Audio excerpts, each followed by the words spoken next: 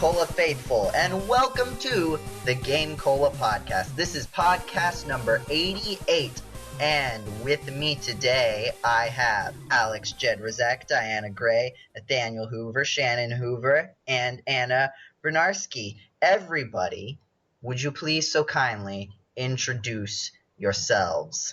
Hello everyone, I'm Alex the Jeddy Jedraszczak, Editor-in-Chief at GameCola.net, Gaming Outside the Mainstream, and I am here ready to cast. What's up everybody, Diana Gray here, resident fangirl of GameCola.net, and I am also here ready to cast, I guess. I'm tired. Continue.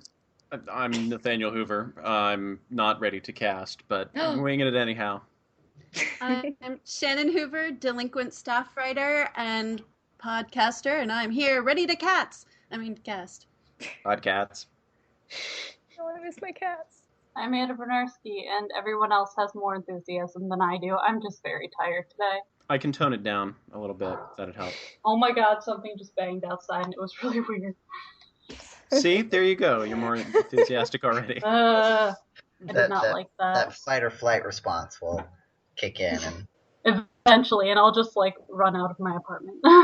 So, I think we could start off with the question that has been eating at everyone's minds since at least, I guess, 2009, probably.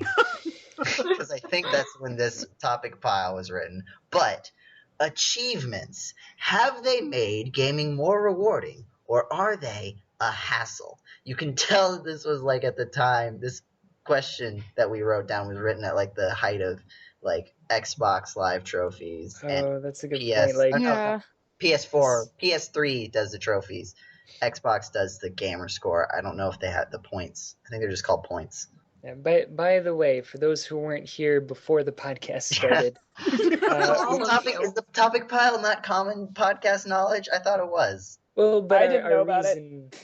Well, we talk about it sometimes. I think we just rarely ever pull from it. But as we were struggling to come up with topics immediately before the podcast, which is, early for us to be planning that far in advance, we decided to take a crack at the topic pile and maybe burn through some of these finally, in a timely manner.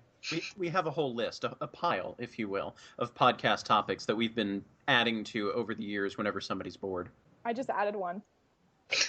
Now we have more to do. You want to make this podcast longer? Oh no, I'm missing the format. So now, Achievos. Adding it in. Achievables. I like them. It gives me a reason to play the game again and again. See, I could go either way because there are so many things that I used to do in games just because I was that bored and I only had so many games that I would, go back and be like, well, I'm going to skip all of the heart containers. I'm going to just, try to beat the game with 3 hearts or whatever. I would do that already, so now it's giving me a reason to do that. But then there are other times when it's but there's only 5 achievements left. I need to finish them. I just don't care about trying to beat these achievements. I think... Oh, no, go ahead. Well, I was just going to say that, I think a major part of it is something that seems fun and, worth it. And I'm not saying that you need to, I think there's a certain threshold where no matter how many points or whatever an achievement is, it wouldn't be worth a certain goal. I think some goals just have to be personal. Because one of the things is, in the Wii Virtual Console Mega Man games, there's one of the achievements is beat the game without getting hit at all. Yeah. You're talking Mega Man 9 and 10? Yes, the WiiWare ones. Yeah. I think, or no, WiiWare Virtual Console is if it's a port. And it's cool to encourage people to do that, but to make it part of the 100% completion just doesn't sit right with me. It feels like that should be something that's a personal goal, not something that the game should say, you haven't really beaten it until you've done this, because that just seems unreasonable to ask of the average player. I think that's the thing, though, is that there's a balance between making up stuff that you're, expected to do.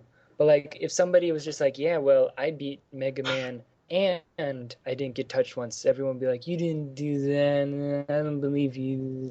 Well, I have the achievement for it. There's proof there. So, I don't know. But like it takes it with Mega Man specifically. It takes the fun out of doing it, because when I played through all of the other Mega Man games leading up to 9 and 10, there was this personal challenge of, well, I beat the game. Now what do? I like the game enough. I'm going to come back to it. I'm going to try only using special weapons throughout the stages. I'm going to go in a reverse boss order. I'm going to do all sorts of impossible, crazy challenges to hold myself to a higher standard, make my own replay value. By the game telling me there is an achievement for you to get through the game without ever dying, without ever getting hit, then that's making me feel like I'm less of a gamer, because I've rocked all of the other Mega Man games, but I finally come to this one, and the game itself is telling me you're not good enough to beat me because you can't get through it without getting hit, even though you can do all of these other amazing personal challenges that other people can't do. Yeah. I feel the same way. I feel like achievements are good when they push your boundaries of, okay, play through the game, but do this one special thing that you didn't think of doing before and see if you can beat it. And if it's something achievable to the average gamer, then you feel a boost after completing that achievement. And you say, yay, I'm a better player than I thought I ever could be. Or when it forces you to explore aspects of the game that you as a lazy gamer might not have done, and forces you to explore everything that the creators put into it, then that's great, because you get the most out of the game that you possibly could have. But at the point an achievement starts making you feel bad about yourself, that's wrong. Yeah, I'm completely on board with that. And aside from the feeling bad about yourself for not being good enough for the game, what do you really gain by doing some of these, like collect 9 million gold? There's no purpose for it. The only thing that you've proved is that you had 70 hours of your life to waste on this task. What do you gain as a gamer? And I think that plays into the mentality that I was... the Barbie Horse Adventures archive dumpster dive post that just came on GameCola. One of the things that the people on Amazon who were reviewing Barbie Horse Adventures were talking about was like, this game is awful. It's only an hour long. It's so short. It's no good. So as though a short game inherently is no good, which is rubbish, because it's the quality and the length of the experience combined. You could have a ridiculously long game that's consistently terrible, or you could have something like Jedraszczak, Behind the Danger Desk, the Rumisode 1, the little adventure game from Homestar Runner that they had, or the Dungeon Man games, while we're on the subject, or Stinko Man, or any of those Homestar Runner games, right? These little flash games that take you all of 5, 10, 20 minutes to complete, but the gameplay quality is so good that you can't help but walk away from it and say, wow, that was so worth my time. And I feel like achievements are just superficially, in most cases, not always, superficially extending the length of the game, or patting you on the back for things that you don't really need to be patted on the back for. Like, hooray, you beat the first level. We're going to give you an achievement. Hooray, you beat the second level. You're such a great gamer.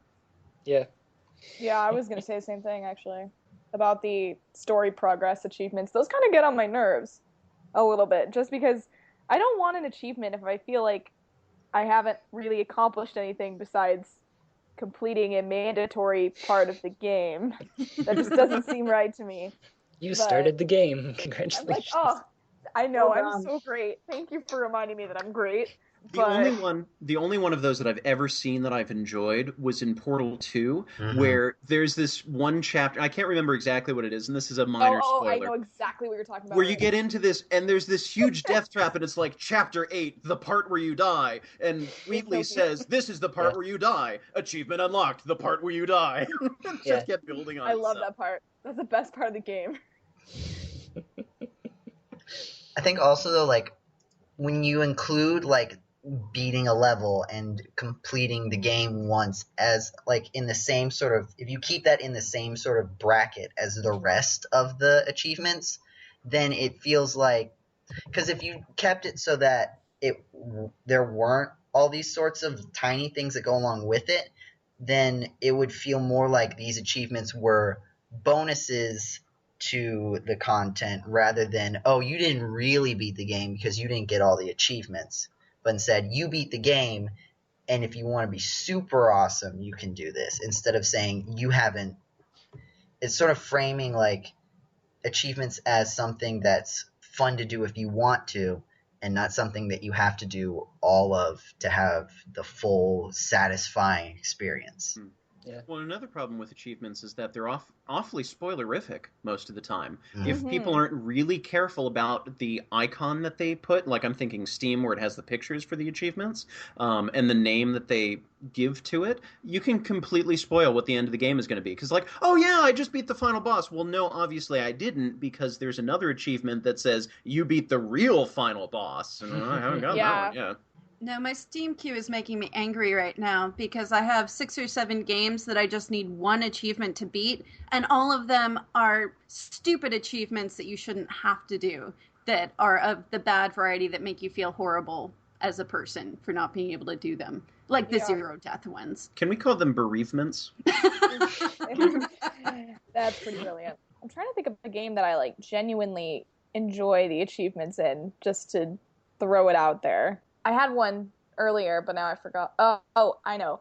Heavy Rain. I really like the achievements in Heavy Rain because I feel like it gives the game even more replayability than it already has, because since there's so many different endings in Heavy Rain to begin with, I'm pretty sure I've talked about how much I love Heavy Rain on another podcast. But, I mean, one of the achievements is, I don't want to say too much because it's a spoiler, but you get different ones for I don't know if you get ones for every ending, but there's one in particular that's very difficult to get on your first try, but once you know the full story of the game, it's a lot easier to go around and make sure that you get the achievement.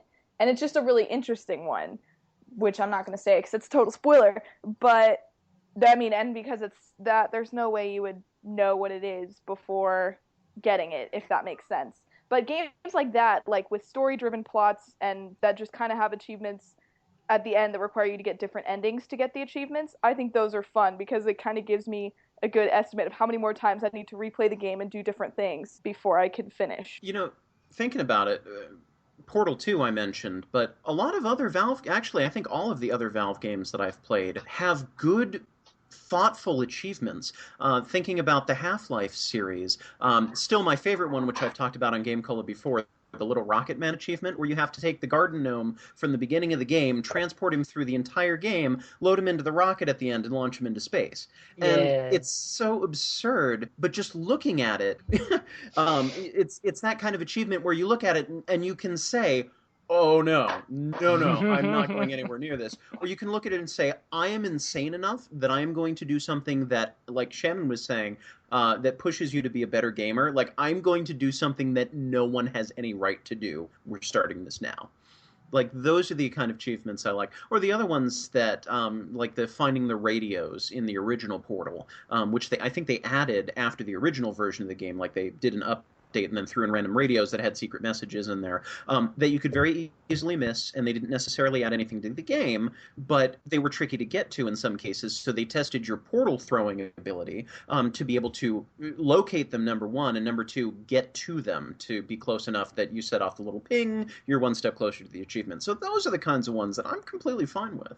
Diana's Heavy Rain achievements were reminding me of the achievements for Year Walk, which is a very short game, but I think one of the only games I've actually rated a 10 out of 10 on. And all of the achievements, the achievement names are very cryptic so that they don't spoil them for you. And if you're going into the game, you'll take a few playthroughs before you finally realize, oh, this is what I'm supposed to do to unlock that. And most of them are Easter eggs that just add a little bit extra background to the story and enhance it in some way.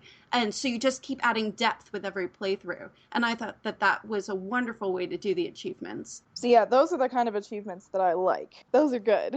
I don't really mind the story progression achievements because I'm just okay, whatever. But one that I really do like is the one if you finish the any of the Blackwell games except for the last one, you get the achievement medium well done. Games about medium, and it's really funny. So we've exhausted the achievements. Yeah, I think achievement unlocked. Finished to the first topic pile. Yay! So, Question. On the subject, so we were talking about achievements being one of those 2009 topics that we came up with. While we're still sort of in the 2009 mindset, I just wanted to bring up the old podcast videos that have been transferred to YouTube. This has been my project for the year. If you're following our GameCola YouTube channel, gc.net, you may have noticed that it has been nothing but a string of old podcasts because we had uploaded a group and then we didn't upload any of them as videos, and then we uploaded another group and we're staying current with them, and then we stopped. So I've been going back for posterity's sake because I'm a completionist. This is my 100% for GameCola that I'm working toward, and started filling in some of the gaps with the old podcast. And it's really striking to listen to how different everything was back in 2009, 2010, the kinds of predictions that we had about things. The entire focus of the site was different. The personalities of the people, the way we meshed, the way we clashed on the podcast. It's a different world. And the format of the podcast, too, so different from what we've very comfortably fallen into.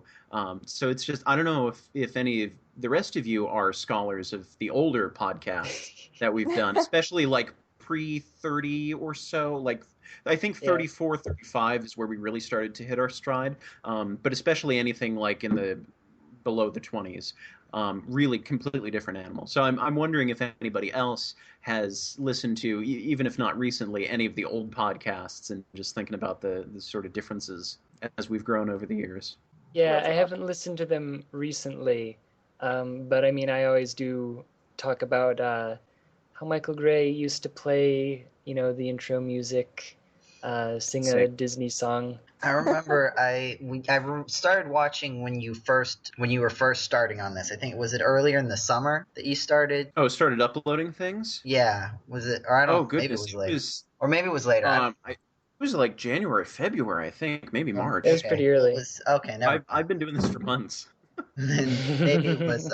Anyway, it was earlier in the summer when I did this, but I listened to like the first three, because I was doing some kind of monotonous work at the time, and it was we had a different round of people who were kind of generally on the podcast. Colin used to be a regular. Yeah, and I think wasn't the intro and the outro were recorded separately. Yeah, I think. So the part where we didn't just do the whole introductions live. So, and that was striking. And then I think in the first podcast, it's just people complaining about the at the time new Fallout game. Right. Well, yeah, Mike Ridgway was another regular in the early days. But then it was also interesting because, one of the other things was that it was, I don't know how long this lasted, but it was apparently tradition to just make fun of Paul. Why did that stop? Why did that stop? You don't speak ill of the dead, or in GameCola case, emeritus did. Yeah, he's dead. I don't know, what's the past tense of emeritus? Emeritized. Emeritoast. But then what was the other thing? Oh, it's just interesting to hear some people's firsts, people that you would maybe now consider regulars being new additions to the staff, and being their first podcast where you can kind of hear them start to feel out how they're going to mesh together auditorily, vocally. I was definitely just looking back to try and figure out which one my first podcast was. I think mine is literally called Jeddy's First. Yeah, no, it is. I remember that. I'm almost certain that is true. I think a lot of us we appeared on the 10th anniversary. Yeah, I wasn't counting that one. Yeah. Aside from that one, I know I did a guest one, I think, somewhere in the 50s, and then very shortly after I was on staff. Picturing Joe walking around in black and white, pulling up in a vintage. Yeah, I like referring to the podcast groups as though they're years, even though they definitely aren't. 64 might have been my first one. It is not. I don't believe that. The first one that came up was Hacks and Slash, and I'm not counting that either. So yeah, I do really want to go back and just listen through to as many of those as possible, just to and I think it might be interesting to try to keep track of sort of themes like even like just going back to like treating the podcast as decades, like themes over like the first 10 podcasts, the second 10, and see like how things change and like who were regulars, who sort of like did people start phasing out during this bit, or it'd be interesting to sort of see how things changed. Yeah. I'm having fun with it, and I'm also writing up any of the posts, as you may have seen, covering the podcast videos that hadn't previously been covered. And I'm going back into the archives now, and I'm editing the old videos that are like, hey, look at this video of Krusty's Funhouse with a podcast over top of it. And now I have to write editor's note. This post was so much better when we had a video of Krusty's Funhouse with a podcast over it. Now it's just a single segment static image. Sorry to ruin your day. Because I've also re-uploaded the ones that used to be in multiple parts. Because I realized that nobody wants to listen to 10 minutes of podcast, hiccup, break, and another 10 minutes of podcast. Oh, good times. Remember those time limits on YouTube? So, what makes a game genuinely scary? Oh, are we jumping back into the podcast topic pile now? No, I think Jeddy just came up with that question all on his own. No, I'm pretty sure I wrote that question, so maybe he's reading my mind from 3 years ago. What an awful superpower that would be. I can read your mind, but 3 years ago today. It would be like really weird for like court trials. Like, hold on, just postpone it for 3 years and I'll know exactly what happened. Okay, actually, so... You know someone with disability, Jeddy? Well, I was gonna say is that I've been playing Phoenix Wright. Oh, nice. I know. Yay! Okay, and here's the... Can Phoenix Wright read people's minds? Does I this can make a read- decision on what makes a game genuinely scary? No, we don't want to hear this. Well, okay, but I'm just saying is that, like, I can read Phoenix's mind from my experiences 3 years ago, having done commentary on it. So, like, the first... No. Like, I know everything about the first two cases, and then I get into Steel Samurai, and I'm like, I'm lost, help me. Those videos are going up. Oh, that Well- was 2 years ago. To be fair, those are edited. I don't know where they are. Well, I mean, I'm just saying that, I'm like, sure they're uploaded, Nathaniel. I, I'm looking No, right now. the videos that were uploaded like 9 months ago, and then No, I realized, I'm oh, it's looking. time to deliver these videos, and then boom, there they No, go. I uploaded more. Not recently. Like, maybe like a month ago. Oh, well, I should get my act together then and see what people are uploading to my YouTube channel. I say mine like I do any real administration anymore. Hang on, I'm looking it up right now.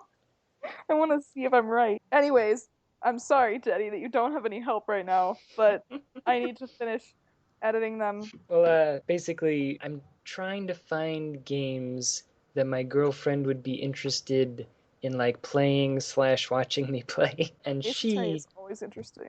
See, yeah, she, for whatever reason, gained a sudden interest in Ace Attorney very recently. I was like, well, you know. So we'd been playing it together, and, you know, well, you know, all the times that she would be like, I'm not sure what I should do. Like, you know, what should I try? Because I'm running out of, you know, attempts or whatever. And I'm like, well, I got this. And then, you know, as soon as the second case ended, I was like, maybe I can creep You this can, up. you can always Facebook message me. I'll try and make you look cool. Yeah, there's definitely 2 on here that are not published. I was right. So, well, you need to notify me about these things. Then. They were uploaded in May and June. Okay, just a simple email Sorry. saying, yo, doofus, could you please make these public? I think I was waiting for them to actually upload, and then they were taking forever, so I left them, and then I forgot. The other game that we tried playing, because she wanted to also play like a co-op game. I was like, what? Like, what game do I have like the capability of actually playing? Because like I don't have modern games. I was like, what would be fun that's a co-op game that like is on the Super Nintendo? I was like, I know, Turtles in Time. There you go. And I don't know how to play that game. Like, okay, and here's the thing is, like, I played so much Teenage Mutant Ninja Turtles 2, the arcade game, on the NES, but Turtles in Time, we basically ended up dying on the part where Shredder is in like a robot, like grabbing you with little grabby arms, and he's like in front of the screen. And we just sat there dying until finally I was like, wait a second. I just accidentally threw one of the foot soldiers at the... By accident, yeah. And then I was like, how do I do that? Wait, I've got a great couple game for you. Okay. You should play Hatful Boyfriend. After I said okay, I know what it was. By the way, Diana, Yes. Shannon and I have been watching very slowly. It's been like huge chunk and then nothing for months. But we have been making our way through your playthrough, and it's been really entertaining. We really like it. So, Actually, I'm back at school now, and I told two of my friends Real school, about... not pigeon school, right? Not pigeon school. I bird graduated. school, which is I'm actually low-key wearing my St. Pigeonations alumni shirt right now. Yes, I do own that shirt. I was talking to one of my friends, and one of my other friends brought up my videos. And apparently, I never told one of my friends about my videos because she's not super into video games. And so she was like, "What? Wait, I need to see this." And my friend was like, "Watch a video where she cries. It's really funny." I was like, "Oh no!" Well, so they we turned on the finale.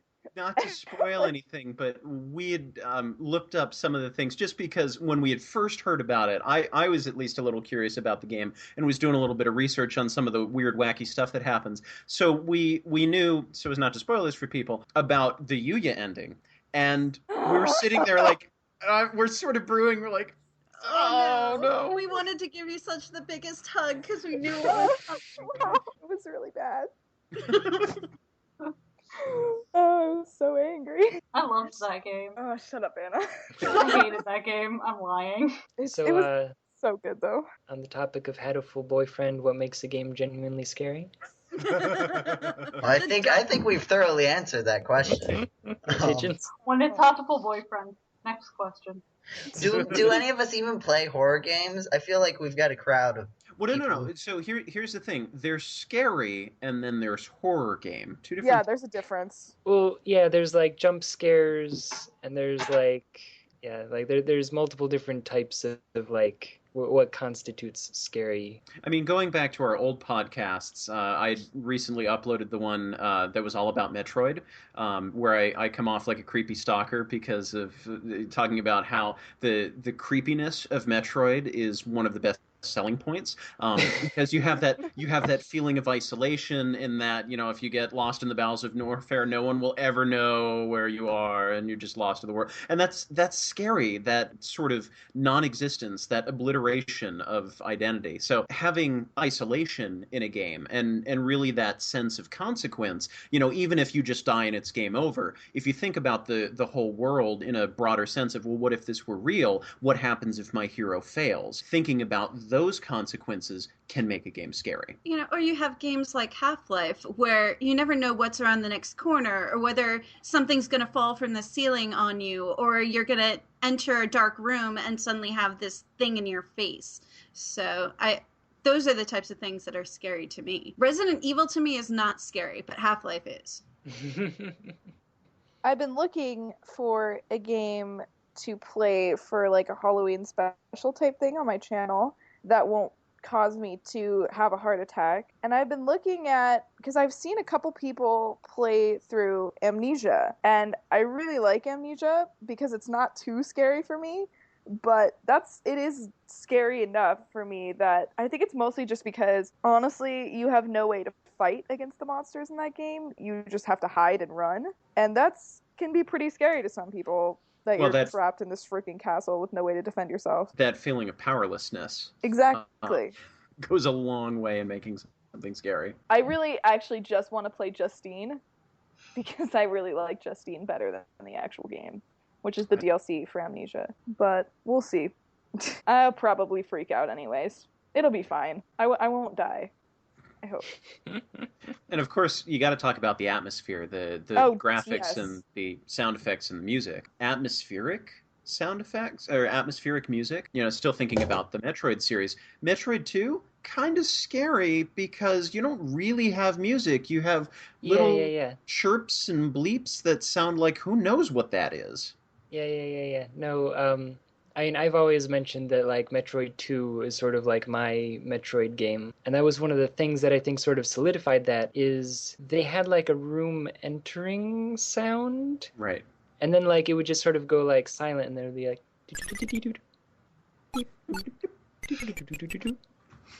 I don't know. Like I really enjoyed, yeah. Like for the era it's in, to say that it had like atmospheric music is sort of an Very oddity. impressive. Yeah, like that wasn't really a thing back then, and especially on the Game Boy. Yeah. So yeah. Well, and similarly, using completely clashing music, incongruous music, that, you know, it's really quiet, and then all of a sudden, sort of the musical equivalent of a jump scare, suddenly having loud I hate thrashing that. music or something like that. That's just Yeah, takes yeah. you out of the moment. When you like you've been going through the do part, and then all of a sudden, like in the exactly in the middle of a room, and that weird like like the Metroid, or when Attack you're fighting music, the Metroids. Yeah, it was a good game. I've been playing a game recently. I'm gonna butcher the name of it. Anaxemia. It's an underwater game. You're a single diver. You're running out of oxygen. You're running out of power. Your lights cut off every once in a while. You go into dark rooms. There are mines hidden all over the place. There are droids hidden all over the place. You'll go over to pick up a power-up package and then be swarmed by things that you couldn't see. And it's so hard that even the gamerest of gamers were saying, this game is colder than your ex's heart. But it's those little, and it has a background track that's just this very atmospheric, quiet music with, you know, that kind of nervous energy to it. And so I've almost had to turn the sound off every once in a while and put something else on in the background, but it's good. How about Eternal Darkness for the GameCube, was it? Sanity's Requiem, where another thing that can make games scary is when the game doesn't seem to play by the rules. One of the things that I think Shannon's talked about in the past when she talks about scary movies, she cited The Ring being so scary because you've got American horror movie conventions where, you know, certain things are safe and certain things are not safe. You know, you hide under the blankets, you're safe. Monsters can't get you there. That convention does not exist in Japanese cinema. Right. So you've got those expectations of, here's the box that I'm putting this scary thing into, and then the scary thing crawls out of the metaphorical box, and what are you going to do to contain it? So, like Eternal Darkness, for example, you've got really strange things happening that are outside the scope of the game. You've got a sanity meter, and as your sanity goes down, really weird stuff happens to the game that's just frightening, because it's not like this monster is very scary, this music is very scary. It's like, what's happening to my game? Is this normal? For example, you go to save your game and it says save, or it's like memory card corrupted, save file deleted. And you're like, what? And all of a sudden the game's the scariest thing ever, because you think that it's gone outside and it's broken your game, whereas no, it's just messing with your head. I've been seeing a lot about that game recently, and I'd be really interested in playing it. I think it sounds hilarious. One thing that's I was just trying to think of, like, because I tend to stay away from scary things. I get very squeamish when it comes to that sort of thing, and it's just I don't usually have a good time, and I'm like, I'm not going to invest time in something I'm not enjoying. That's just me personally. But I remember in Pokemon Diamond, Pearl, and Platinum, it's most of the game is cheery, da-di-da-di-da, whatever. But there's like a forest, and the forest is like, it's like there's shadow, but it's not scary at all. Like there's children running around, and they're all talking about how they're going to be the very best or whatever.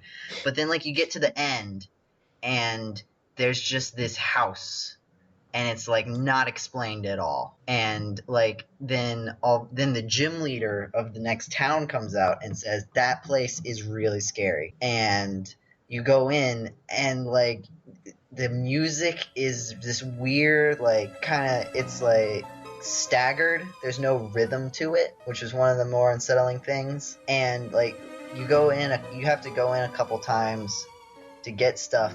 But then one time when I was playing, you go into this like kitchen, and there's a person in there, and you're like, oh, there's a person. Well, I'll talk to them, and maybe this place won't seem so creepy. Maybe we'll see the backstory. And like you walk a step forward, and then the person just moves across the screen without the walking animation. And I was like, oh, that's weird. And then I go to where they were walking, and they're gone. And I'm like, it was a ghost. And a little like 10, I don't know how old I was in whenever those games came out, but I was like, I do not like this place. And I was like, I'm getting out of here. I don't care about my little ghost Pokemon that I could catch in here. I am out. And it was just interesting because like the part of it is like there was no explanation of why it was creepy. Like you don't know why this is random. It was called the Old Chateau. Whereas like in other games there are like graveyards where there are ghost Pokemon. And you're like, yeah, but it's a graveyard. Like, duh, of course. But like with this, it's like, why is this house so haunted? And why are there like people ghosts? There's one thing to have Pokemon ghosts, but there's people ghosts in here. I was like, I little young Joseph didn't like that, and seeing how much that scared me, you can imagine how I would do with any game that like tries to make you afraid of the situation. I'm sorry. Go ahead, Anna. I was watching people play the first Laura Bow game by Sierra. And they pointed out, like, something moving in the background behind the windows. It was a silhouette of a person. And I wasn't even playing the game, and I already started to panic. So I have two other examples. Going back to this version of expectations that I was talking about, whatever that game was, Eternal Darkness. My sanity meter must be going down because I'm starting to forget things now. Dark Souls. I was watching a friend of mine start to play through Dark Souls. And so you've got, you're dead and you're in the afterlife or something like that. He skipped the opening cutscene, so I don't actually know what the story is. But you're running around hacking up other dead things.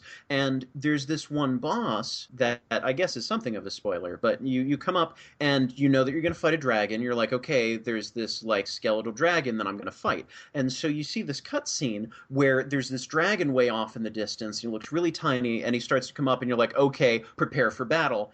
And then it continues to rise up. And it turns out that the dragon is not actually a dragon. It's just a little bit of the tip of the real monster's nose, which is like 70 times bigger than the actual dragon that you thought you were going to fight. And it's this horrific monster that's like its chest opens up and tries to clap over top of you and like consume you. Just this horrible thing. You're like, okay, big scary thing. I'm preparing myself for this big scary lich dragon thing. And then it's not actually what you think it is. It's even worse. That's scary. And what was the other one? I had, and I did this out of order. This was going to be my second example because I knew I could remember it. And then the other thing, I know that they've done this in a bunch of games, and I can't think of any other specifics. Probably Metroid somewhere, but so Star Trek Voyager Elite Force, PC game, based on the TV show, of course. And you've got the Borg, who are these cybernetic zombies, and it's very well established in the TV series that the Borg are basically unstoppable. They're just these single-minded killing machines. And you board one of their ships, and you start walking around, and you're, shooting up a couple of drones and things. And then you get to this section where all of a sudden there's Borg drones scattered all over the floor. They're like cut in half. Their electronic limbs are still twitching.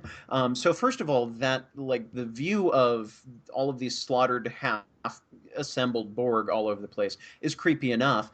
But then you've got like this, it's not just the metallic cube that you're walking through, but there's some organic component, like something started to move in here. And what happened? What is so powerful that the Borg, the most terrifying thing out there in the galaxy, started getting sliced in half and had their own habitat transformed? Like, what's scarier than the Borg? So that mystery of, okay, we know this is scary. What could possibly be scarier than this, and what are you hinting at? I don't mind. I don't like horror movies, but I do enjoy being scared every once in a while if it's like a good storytelling kind of a scare. Like, it's not just boogity or, oh, look, it's all bloody. Yeah, I'm not really a big fan of, like, Five Nights at Freddy's and that kind of thing. Like, honestly, like, I'm not generally a fan of like scary things. Like, I don't like scary movies, and not like because I'm scared of them, but because going in it's like, okay, it's a scary movie. Oh no, something's gonna happen. I know it's going to happen. Like that kind of takes all the fun out of it for me. I hate when they take things that should be safe, like dolls and, things that are associated with children or associated with being happy, and then give them teeth and blood and knives and things. Going back to your walk, there's like this beautiful forest nymph who looks like a walking tree, and she's so pretty, and then she grows teeth and like spits blood and runs at you, and you're just like, ah! See, I'm even like more of a weenie in that, like, it's not even like I can appreciate like scary things for storytelling, but it's just I don't like it. Just personal, like it's completely personal. I would never look down on someone who used fear as a storytelling device, but I'm just really bad about that sort of thing. Like I can't even. Like, even though I know, like, Five Nights at Freddy's, for example, is just full of jump scares and stuff. Like, even though you know that is what's going to happen, even if you're just watching someone, like, not even playing the game, just watching someone play the game, I still, like, it gets me every time. And I was like, why am I scared by this? Like, not even scared, but, like, surprised. It's just, I'm very easily put in a fight or flight mode. Mm-hmm. I also find myself with adventure games, like the old Sierra games especially, because I can feel myself in the boots of the hero. There's this sort of immersion from having full control. It's one thing to be in a first-person shooter and you have control over your gun, or you're platformering, and you have control over your jumping and your fireballs. But regardless of the perspective of what you're doing, adventure games seem to draw me in a little bit more because there's a bigger story component, and you have more control over what you're doing in your world because it's not just one function. It's you're looking at things, you're talking with people, you're interacting with objects, you're doing all sorts of things, and nothing is off limits. You can interact, you can smell and lick everything on the screen. So it's completely immersive. So some of the Sierra games where there's really creepy ways to die have really set me off. Like I don't play Sierra games at night anymore, regardless of what they are, just because I know they like to go with over-the-top death sequences sometimes, and I have been seriously creeped out and scarred for life by a couple of them. And of course, no topic is complete without a discussion of Alien Isolation. Which I haven't played, but I've seen little bits and pieces of and read some reviews of. And another thing, going with the original question, what makes a game scary, is never catching a break. Where you, I believe, can even get killed while you're trying to save your game. What? That it does not let up. There is never any safe point. There's never any place to rest. Even if you're hiding in a locker, it can still get you, the alien that's hunting you. So just not being able to catch a break. Always being on your toes. Another thing that makes games scary. I hope we have budding game developers taking notes here. Yeah. Podcast. That sounds like we might be done with the Halloween's over with the scare. So this is definitely like you can kind of tell from the time because it might be before like Wii Shop, Virtual Console, and all that stuff got like it was obviously there by this point, but I think it might be before it was sort of widely mainstream as like a big catalog. But the question is, how much backwards compatibility should a system have? Well, I mean, my main reason not for buying the Wii U is because, it doesn't play NES games. But it does, Jeddy. It does play NES games. But I'd have to buy them again. I want to true. plug the cartridge straight in. It should have like 8 different ports. It should have a Game Boy port, a Game Boy Advance port. Well, there are game systems now. The Retron, I think they call it, does have that. Yeah, I've seen. I know Jeff Rowe is a fan of the Retron. But it's interesting because now it's almost as though games have like these game systems have a hole in their backwards compatibility with like you can play for like the Wii U, for example, you can play NES games, SNES games, a couple Nintendo N64 games. Yeah, N64 games. You can play Wii games. You can play Wii U games, but you can't play GameCube games. And it's just funny that like now I think it's sort of the like even with I don't have a lot of experience with the sort of retro titles that are on Xbox and PS whatever. You can say Xbox in general, but you can't just say PS. It's just like, and then you have to say PlayStation. But I don't know how far back they go, but there was a big deal when some of the I don't know if only some of the PS3s were backwards compatible with the PS2. I don't know what it's like with the PS4. And I don't think the PS4 is, but I'm not 100%. I don't actually own one. It's just what I've heard from other people who might be wrong. well, I don't know if I'm wrong. yeah, Jenna recently on GameCola.net, Game Outside the Mainstream, We've been over that already. You don't need to do that part again. That part always needs to be done. For some reason, I forgot why, but it's just been ground into me recently. Like, I can't say GameCola.net without saying Gaming Outside the Mainstream. Anyway, so a crash course to game collecting.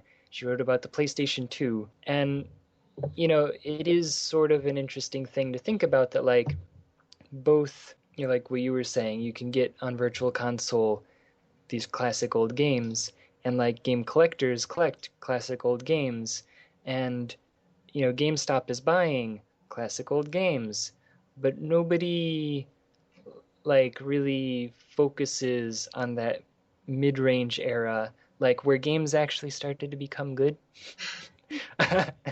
Just gonna say, like, PlayStation 2 was kind of where the technology finally got good enough to make, like, the games that the PlayStation wanted to be, and the developers were finally getting, like, good enough at developing and, like, making 3D games. The games started to get better, and yet collecting PlayStation 2 games or, like, worrying about backwards compatibility for, like, that general era, like Xbox, PlayStation 2, GameCube, I guess, is that era?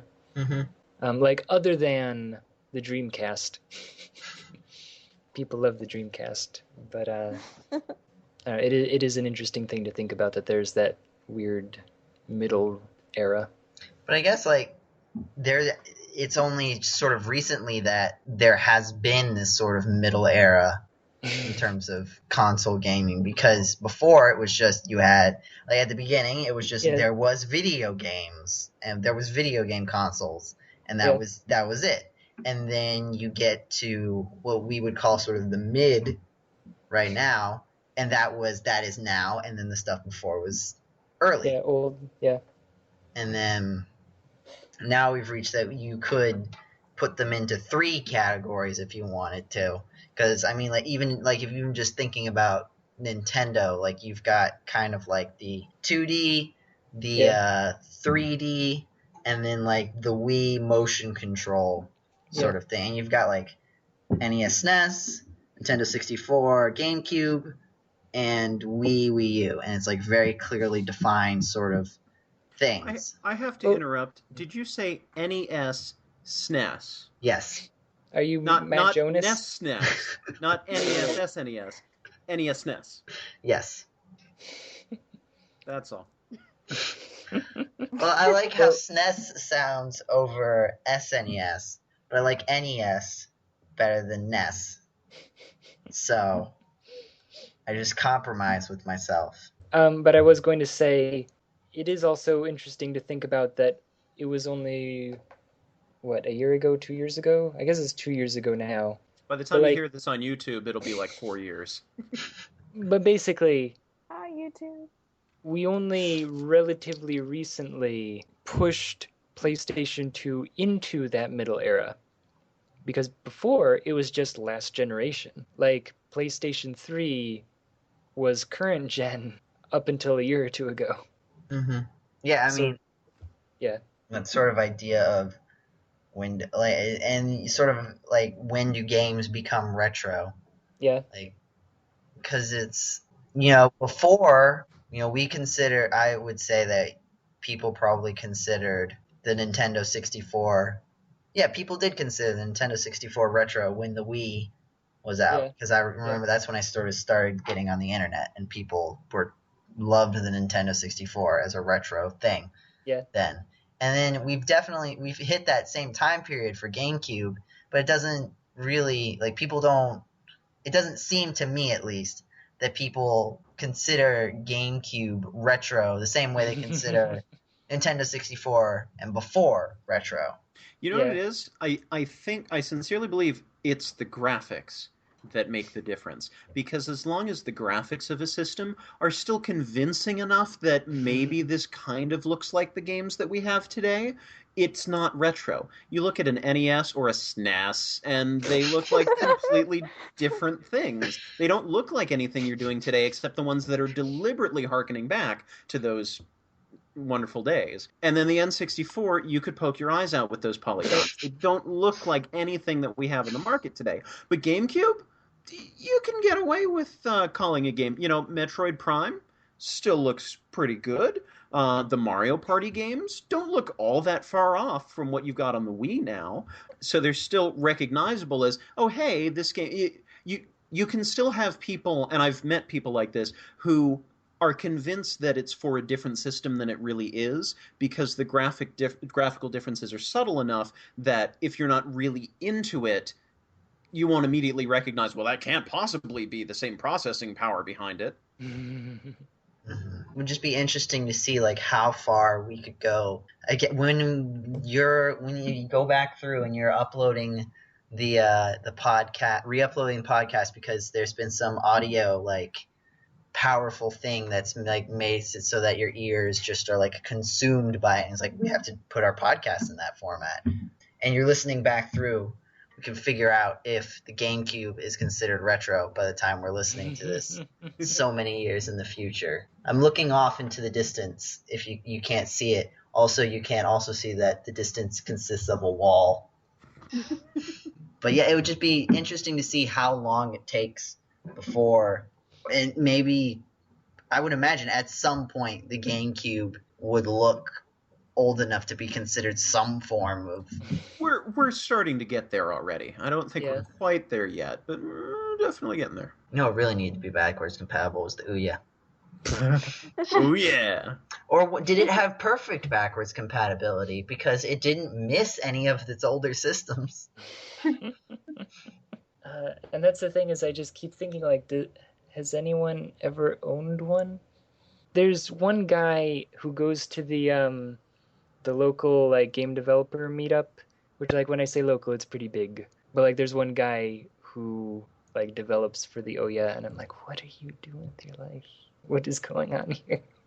Anyone else have anything to say about backwards compatibility? I don't know that we actually answered the question, did we? Yeah, I don't know. I mean, I guess we did. Was. We just kind of talked. It was how much backwards compatibility should a system have?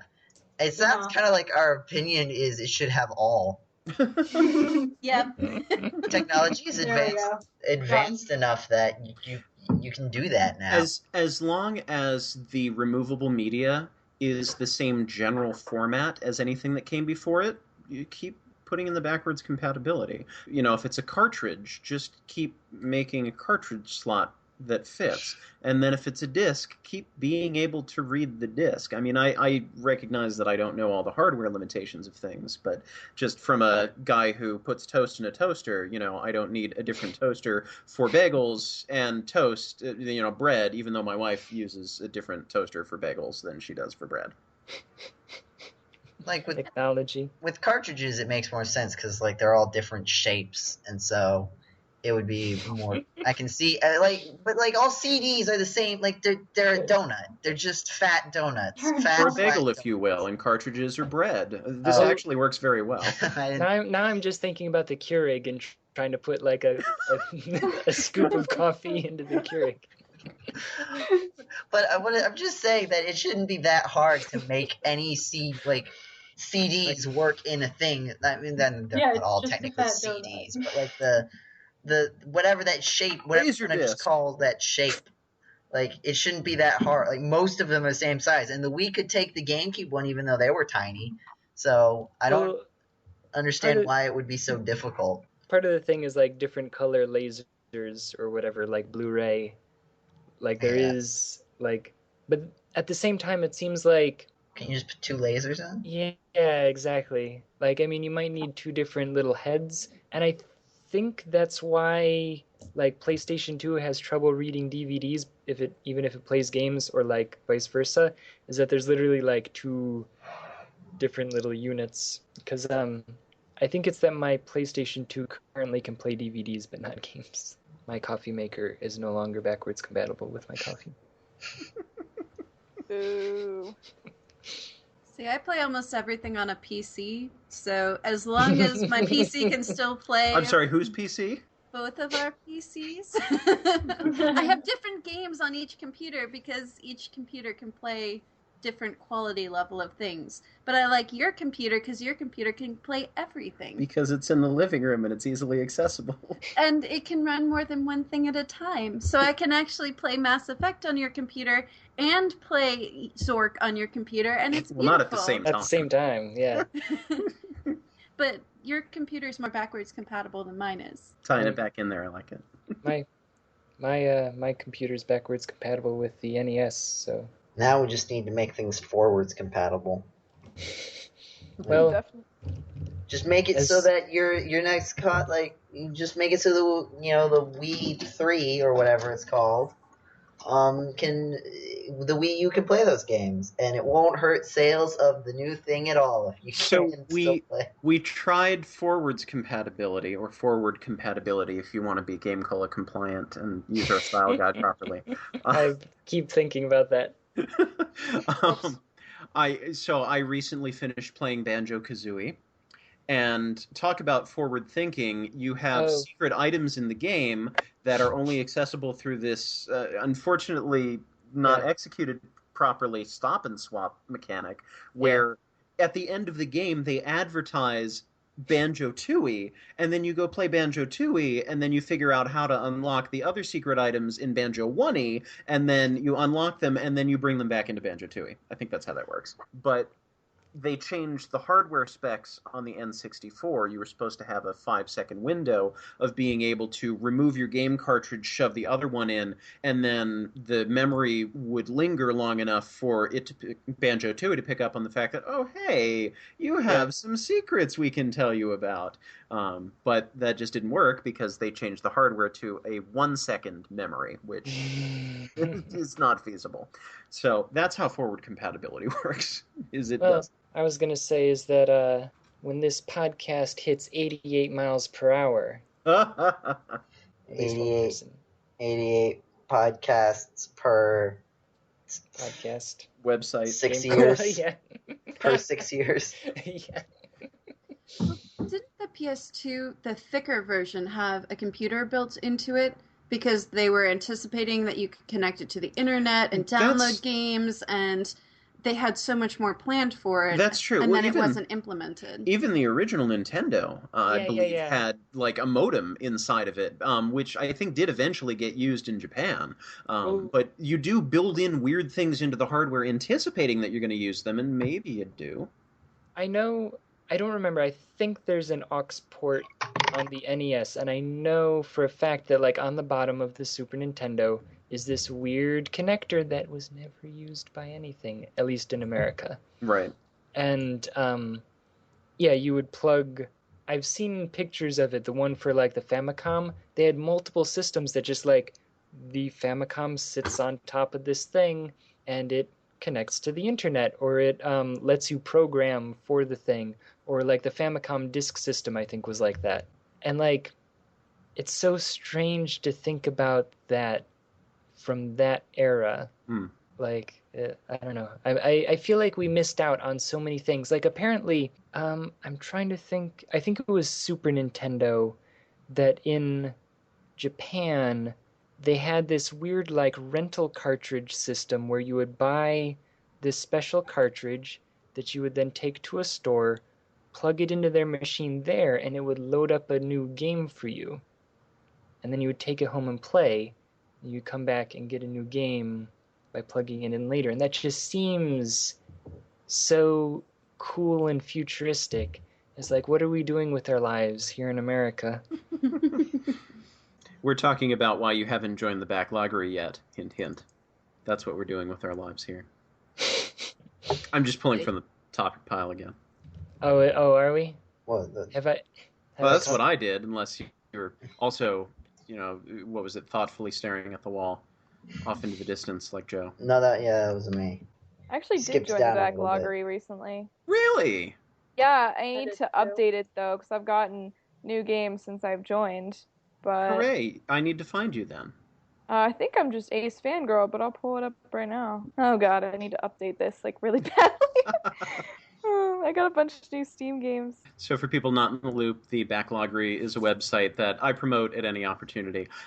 It's a way of it's a way of listing off every video game you have in your library and then keeping track of which ones you've beaten, which ones you've 100% completed, which ones you haven't gotten to at all, how many achievements you've unlocked, and then you can write little reviews of them and rate the games on a 5-star scale and connect with friends and things like that. And I've really enjoyed it because I am a video game collector, but I tend to keep going back to the same games, playing them over and over again. Like if I needed an RPG, it was Chrono Trigger or Earthbound or Super Mario RPG. If I needed a first-person shooter, it was No One Lives Forever or Elite Force or one of the Jedi Knight games. And that's all I ever did was just, once a year, once every 2 years, I'd go back to one of these things. I joined the Backloggery, looked at this whole list after I loaded all of my games onto it and said, wow, that is a lot of game time spent on things that are not what I just spent my money on. Let's start digging into this. So ever since, I almost have not gone back to play any game that I've already finished unless it's to 100% it, or unless it's part of a marathon like the 2012 Megathon my friend and I did, and Shannon joined us for, where we played through 10 Mega Man games, or when, just replaying Earthbound, the longest post in GameCola history that I wrote about that experience. I don't think that's an exaggeration. I think that actually is the longest post in GameCola history.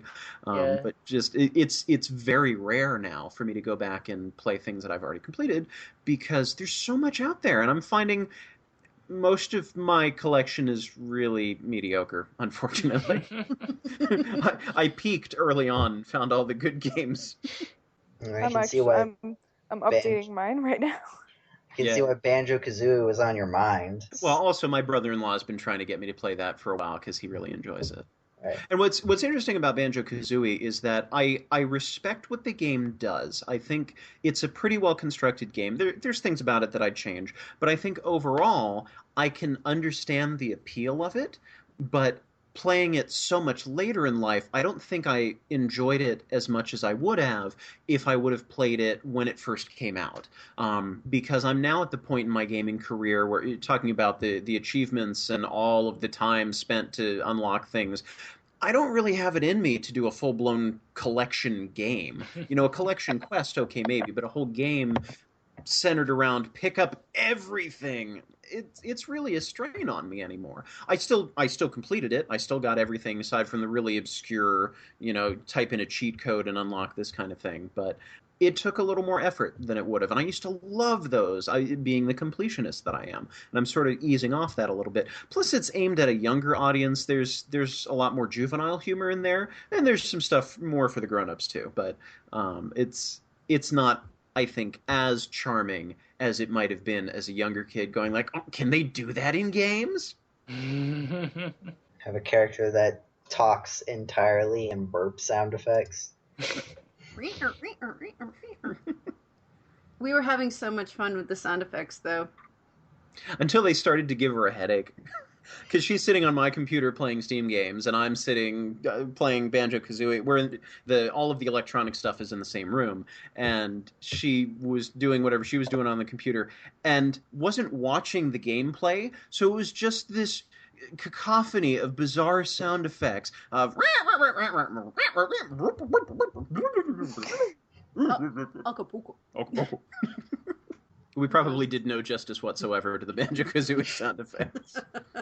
Well, to go back to the original topic, I'm not on the Backloggery because 97% of what I play is either on Steam or Good Old Games, which have their own built-in systems. So for the stack of 5 or 6 games that are sitting by my computer that are not electronic, All of which are ones that I bought you for birthday or Christmas some year.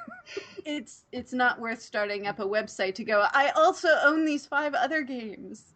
But if it's a website of here are all the games that my husband bought me that I never played, I would love to complete them.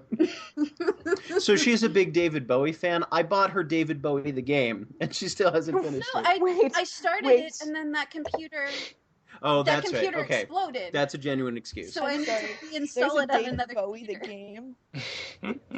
It's called Omicron, and he not only did the music for it, he also did some of the voice acting and lends his likeness to at least one of the characters. So it is David Bowie the game. So I'm definitely gonna be buying this. Definitely do. Omicron, Definitely the do. Nomad Soul. We'll look for that. The hour and a half that I played of it was really good. I just need to download it on a different computer because that computer Went kaflooey. Yeah. Oh no. I kind of zoned out for a bit because I was updating Backloggery, and then I heard that, and I had to chime back in. Yay, another David Bowie fan.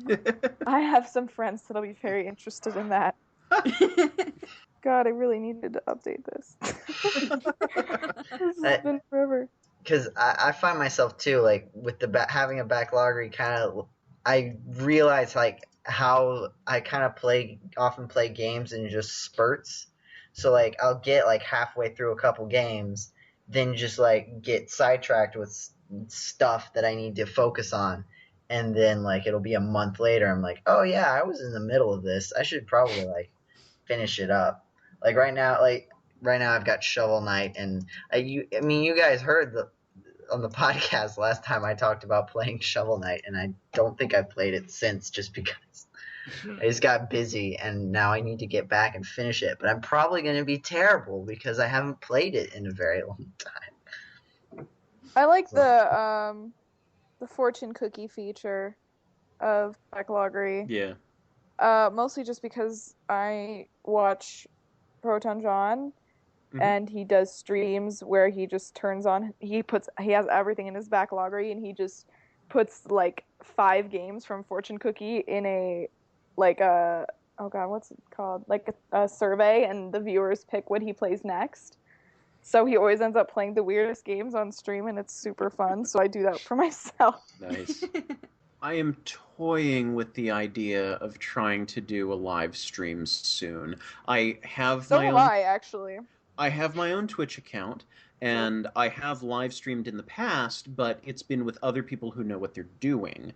So for me I did do a successful test run once where I didn't actually didn't go public, just recorded the video to my computer, but the audio and gameplay seemed to work out okay. The reason I'm thinking about doing this is the Mega Man Legacy Collection launches this week. Actually, it might already be out depending on what part of the world you're in, and it's something that I feel like maybe might be interesting to try, depending on how many extras there are in there. I know we've talked, other people, I was not involved, because that's how it is. Anytime there's a topic I really want to be a part of, I'm not on that podcast. But I know it's been talked about on at least one previous podcast. But yeah, considering maybe doing some live streaming. Also have to see like how much of that extra stuff is available from the very beginning, and what you might have to play the games to unlock. Also true, yeah. Jeddy, Anna, are you on the Backloggery? Yes. I'm not. Jeddy, why aren't you on? Why haven't you joined the Backloggery yet? And I think it should be a requirement. my voice was hyperlinked when I said Backloggery. I don't know if that came over the audio, but this is Backloggery.com. Gonna have a text box pop up when you say that. Perfect. Just put it just a little like YouTube annotation every time one of us says the Backloggery. It's a link. I'm not doing doing that. Can't you like add people as like? I don't really know how Backloggery works. You can add them on multi-tap. I So don't. yeah, we should make like a can you like group or something? We should. I don't think you can group. Make a GameCola giant link of everyone's Backloggeries so everyone can look at it. Yeah. I'm all Pretty about cool. that. Okay, that might be worth joining Backloggery Yeah, for. see? So that you Just can so- see just my to like see everyone. 170 hog games and then go, what are you doing with your life? It's okay. I'm still putting mine in right now. Anna, you said you're on there? Mm-hmm. Find all you in a minute. I need to find you too. I'm pretty sure it's my Twitter name. My Twitter name at that.com. Yep, well done. You got it. This has just become all of us, like, looking You're at... just uploading. Yeah, maybe we should talk about something else while we I can all talk add while each I- other I on. You can talk while I'm doing that. Have you ever caught them all? Working on it. No. How many? Actually, I did circa 1998 or so. Actually, that's totally a thing I could talk about. I think I talked about this on Twitter a little bit, but I just moved back to college recently, and we picked up some boxes that I mailed to school because I did not get the big suitcase this year because my sister was moving in as well, and so I put like my big Pokedex book and my like a bunch of other gaming related books, my Majora's Mask guide fancy book in a box and mailed it to myself, and it did not get here, and it's lost. And I'm like, how am I ever going to catch them all now? Like, and they still haven't found it. I'm really sad. So I bought myself like a writing prompts book and stuff so I can start writing again. And it's like, nope, you can't have that. We're going to lose it for you. I'm like, I don't know how many journals I bought this summer. Oh, you don't want to know how many I bought.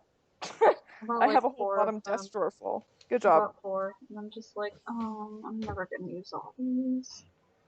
Me neither. It's okay.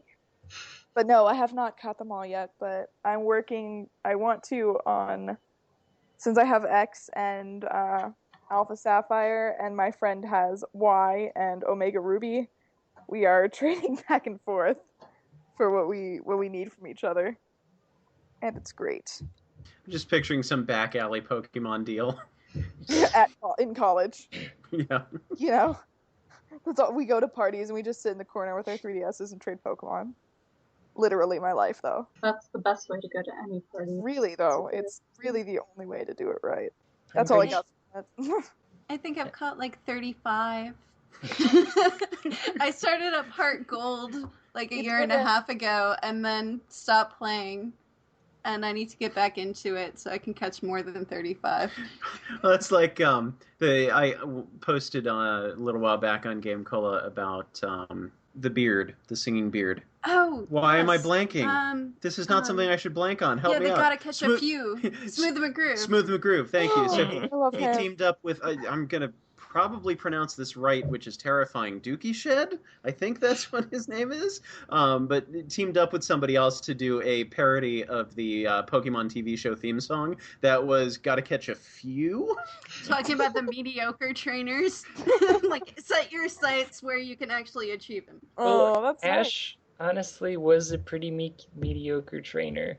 But really, like, the number of times, like, and I'm not even talking about like in the first 3 episodes. I'm talking about like, you know, episode 84, that he just like throws a Pokeball straight at a Pokemon that he just saw. It's like, Ash, are you even trying? It's literally like the first thing they teach you. Like, yeah. And well, okay, because like he's about to go to the Indigo League, and he goes to Professor Oak, and he's like, Professor Oak, do you have any advice? And Oak's like, maybe you should actually start your adventure now, Ash. Like, maybe you should try training some. Or See, if it were up to me, I'd get a Gatling gun and load it with Pokeballs so that even if the first one didn't capture them, they'd take some damage from, you know, being launched in the face with a Pokeball, and then over and over and over again. Eventually, one of them would wear it down to enough, you know, of a low health where one of the balls would capture them instead of just like knock them out cold. even Costs money though. Well, you can reuse them, maybe. depending on Right? whether you're in the game or the show. Yeah. But like, even if they didn't do damage, like, it's not impossible to catch a Pokemon at full health. It's just more That's true. unlikely. Yeah. So you could, even if they didn't do damage, you just do it again and again and again with your Gatling gun. Eventually, it would work. I like how this is a serious topic of conversation that we're having right now. Well, this is like a yes or no question, so we kind of have to expound upon it. Hey, if you Maybe go on the... just wear down the resolve of the Pokemon. Like, I don't want to deal with you anymore. I'll let myself be captured. God, I'm so done. Dude, go I'm on trying the to back sleep. lottery, Dude, I'm trying to I shower. just Dude, I'm trying to updated. eat. Eventually, they give My up. name is at the top of the list. Oh, it's second on the list for latest updates on the backlog rate. Is my name on the That's very list? It probably exciting. is. It is not. What? You've been uploading or updating this whole time. That's offensive. So I haven't weighed in, but I know I know I must have talked about I'm pretty sure I talked about this on some previous podcast somewhere. But I did own Pokemon Red when it first came out. Before there was this tiny little window where it was out, but it wasn't super popular yet, and that's when I played it. And I got it. I started to get into it. I'm like, oh, it's an RPG, not it's the only thing you will ever play for the rest of your life. I'm like, oh, it's just an RPG with a new mechanic that I'm not used to. And I played for a while and I was kind of enjoying it. And then I got up to Safari Zone and was just having a heck of a time. I ceased being able to catch anything anymore. I couldn't do it. And it's not just because Safari Zone uses different Pokeballs. I think, if I'm remembering this correctly, nothing would allow me to catch it. So eventually I decided, you know what? I don't got to catch them all. And then I traded it in at GameStop. Oh, wow. Oh, wow. I'm pretty sure that I've told the story before that I was at 143 Pokemon. I had been playing the game for months, and then my cousin was like, "Whoa, what's that? I've heard of that game. Can I try it for a bit?" I was like, "Yeah, sure, whatever. Here you go." Just don't. No. I was like, "Yeah, just don't save." Oh. Literally, the first thing he does Save. is save the game. That's why you don't lend things to anyone. See, they don't even let you do that anymore. Save your game.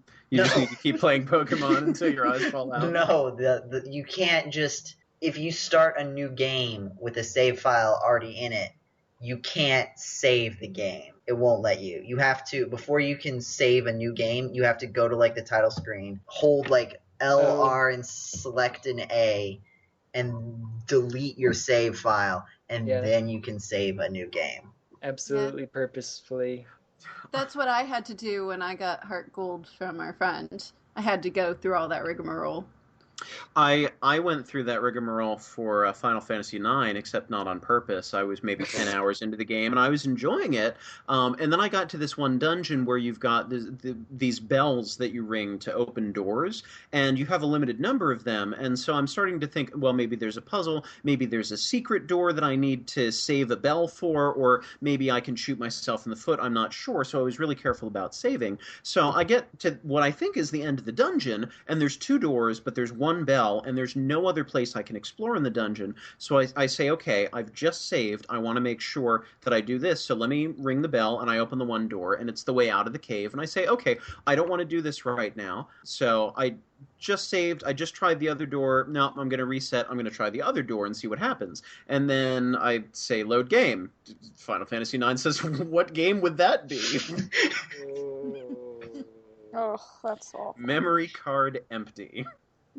Wow. The whole memory card, it deleted everything on it, or just no, empty of fun. I don't remember what the exact wording was, but Okay. it was basically you can try now. Please go ahead. Yeah. I had an issue where I had been playing so much Xenogears, and I was like, yeah, I'm gonna level up so much, I'm gonna get all the best gear, and then I'm gonna go to the final dungeon. And I had one of those fancy multi-card memory cards. And for whatever reason, I accidentally bumped it or something, and while it was saving, it switched, and that was basically the end of everything on that card. Ouch. So See, back in the early when my family first got a GameCube, we didn't know anything about video game consoles at the time, so we didn't know that buying a memory card for a GameCube was something you were just sort of expected to do. Oh. So we didn't do it. So for I don't know how my sense of time is all skewed. So it could have been a week. It was probably not a week. It could have been a month, or it could have been a year. I don't know. But we only had a couple games, and we couldn't save them, and so I would just start at the beginning every single time. Wow. And one of the ones we had was Super Monkey Ball, and like there are 3 mini games in it that you have to unlock by doing the single player. You have to get points, and so if we wanted to play one of them, what we would have to do is run through. Like we got really good at there's like the different levels. There's like 10 easy levels, then there's a set of 30 levels that are advanced and a set of 50 that are expert. And my brother and I got really good at just running through the 10 easy levels really fast. We got very good at them, figuring out shortcuts and stuff, getting the maximum amount of points, and then going on. And then you'd go through it like maybe 2 or 3 times, depending on how well you did. And then we could play the mini game that we wanted to play. And then the other game we had was Pac-Man World 2. And I got very good at the first few stages of that. I'm sorry. Get those shivers out of my system. I tried to play Pac-Man World. I think it was Pac-Man World 2, because that was the one that's packaged with Pac-Man Versus, right? I don't know. Okay, well, my copy was whatever Pac-Man World it was. And once again, like I was saying about Banjo-Kazooie, I'm kind of beyond the point where I can play like collection-heavy, but especially 3D platformers. I have a difficult time getting into 3D platformers anymore, I think because I didn't grow up with them. They were something that got added to my repertoire a little bit later, and I only was very selective about the ones that I played. So this is not like, oh, I love them, I'll play any kind. So I said, okay, I would like to see what Pac-Man looks like when he's not Pacu-Pacuing all over the place in a little maze. And it was okay. It was completely mediocre. There was a lot of jumping and trying to pick stuff up. But it got to the point where I could not make any of the jumps in this one level because the camera controls had gone back to N64 era control, given that this is a GameCube game, except without the precision of the N64 era.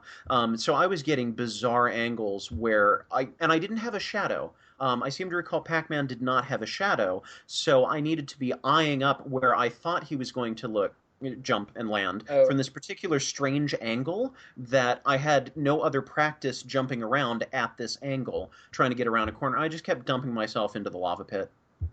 Yeah, it sounds like you were in the lava caves.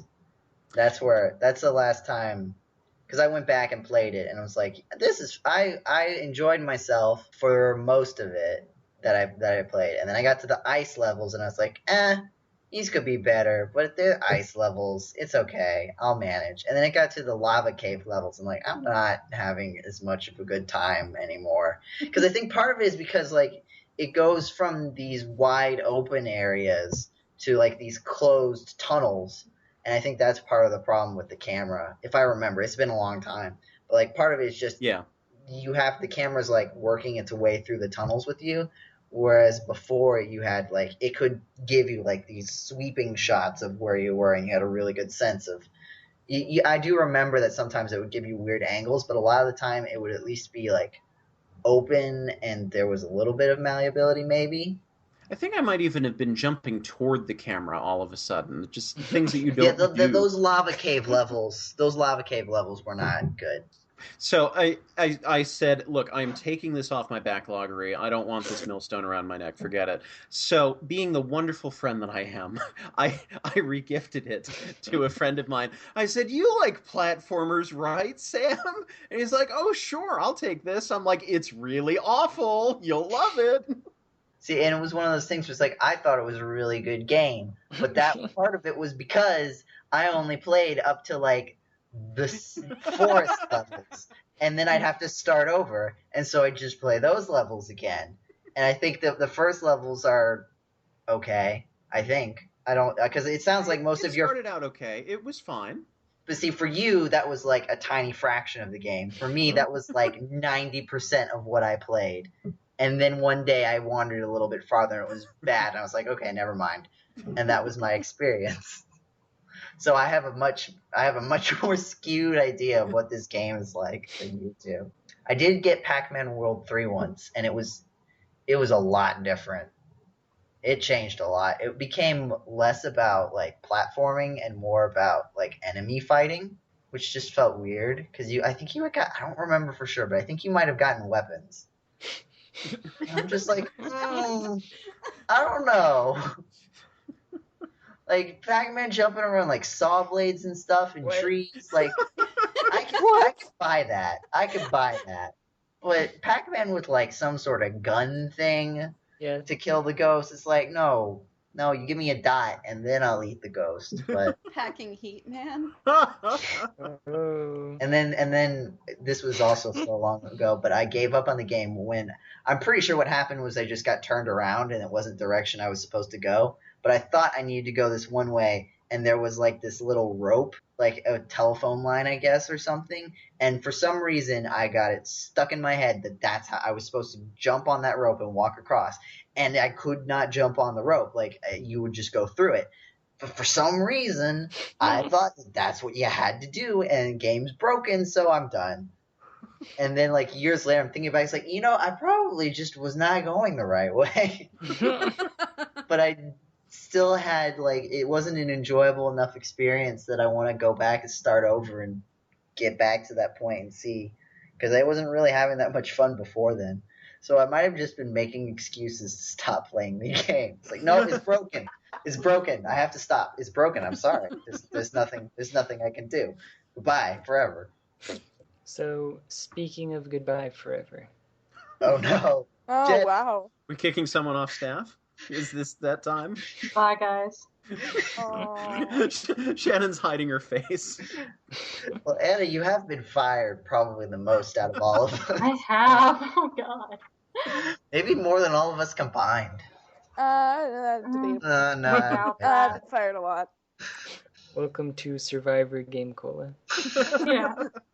I'd win. I'm still here. Daniel, you saw that video I sent you. I'd clearly win. Now. So, what was your forever goodbye? I was going to say, is it time that we perhaps wrap up this edition of the GameCola Podcast, gaming... Don't do that. Don't do that. The GameCola Podcast, podcasting outside the mainstream. Are you talking about ending at a reasonable hour after a sane length of time to be podcasting? We're not going to go for 3 hours tonight? Yeah. I think we have time for one more topic. Isn't Diana Gray the coolest person ever? Oh, actual topic in the topic pile. I know. Who Then did we have that? to talk about it. America? America? That one wasn't me. For a second, I didn't quite read. There's a smudge on my screen by the exclamation point on that, and so it just America, Americal.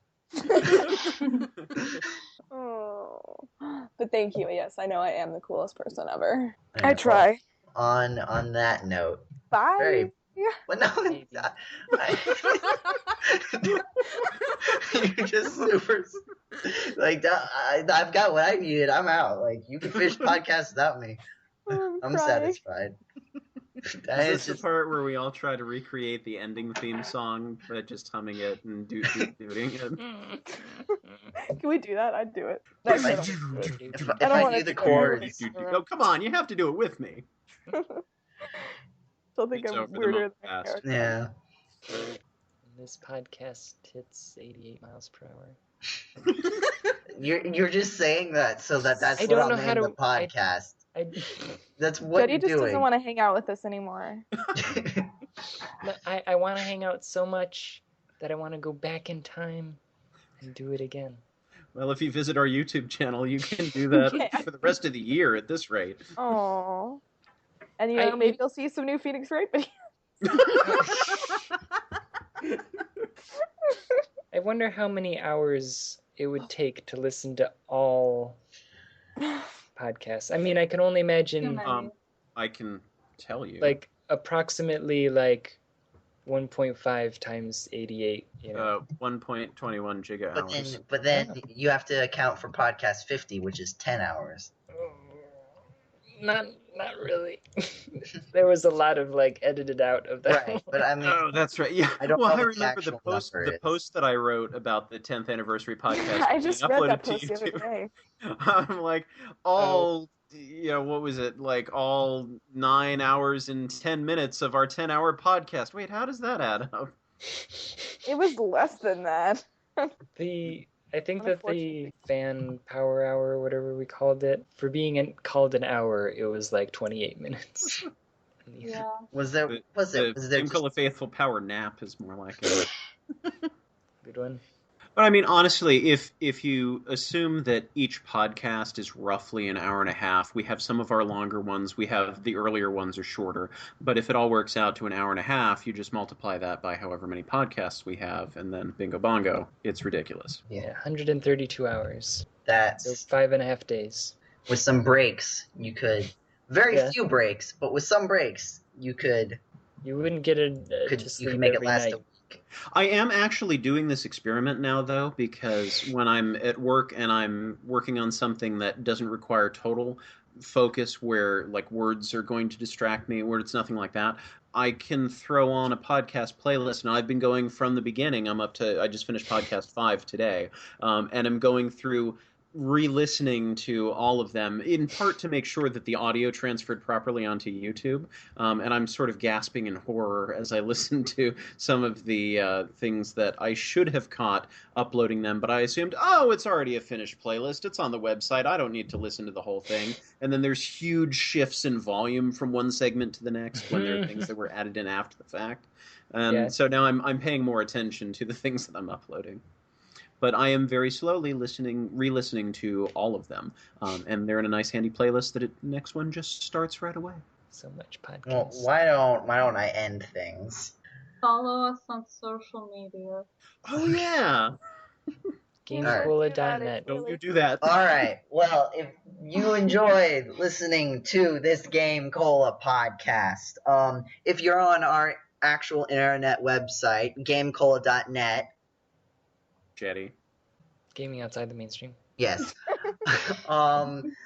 Then you can check out the YouTube channel that Nathaniel has been promoting and has been posting all these other podcasts to, as well as other videos, like perhaps maybe some Ace Attorney in the near future.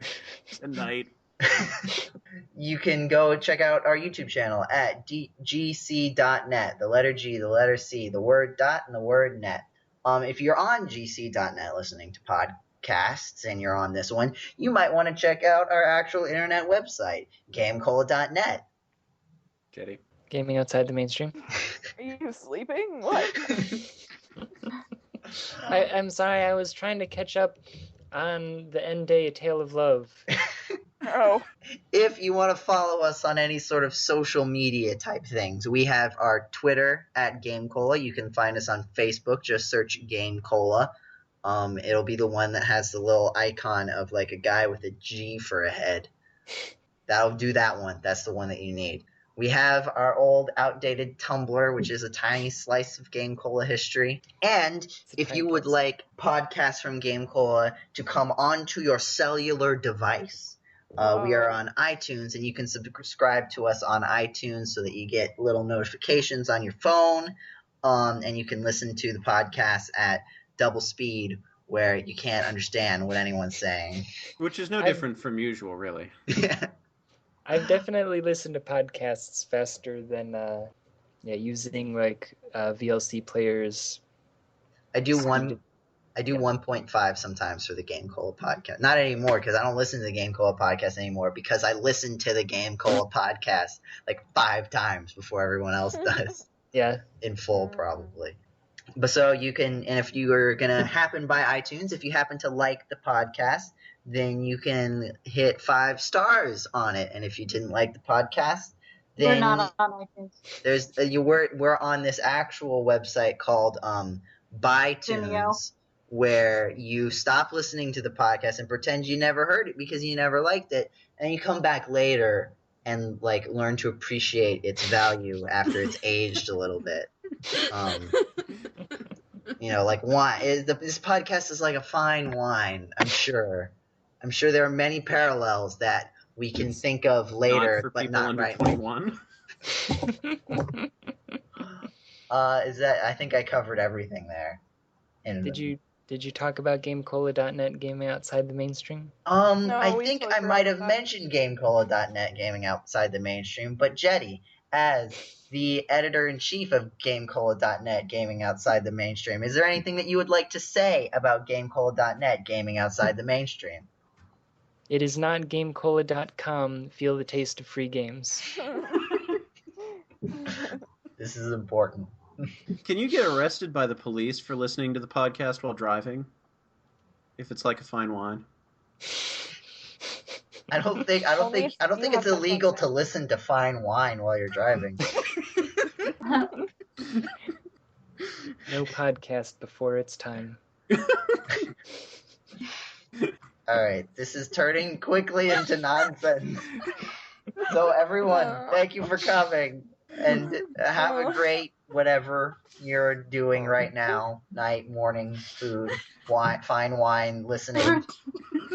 Enjoying some fine wine while listening to the podcast. I'll tell you when I've had enough podcasts. Goodbye, everybody. Bye. Bye.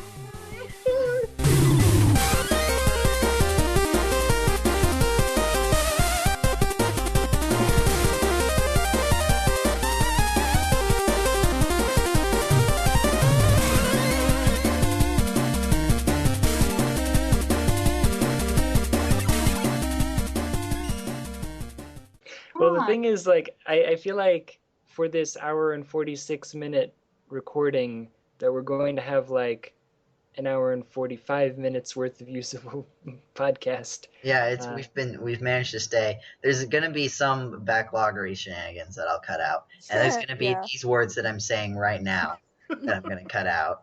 There have been, And then watch him not cut those out by accident.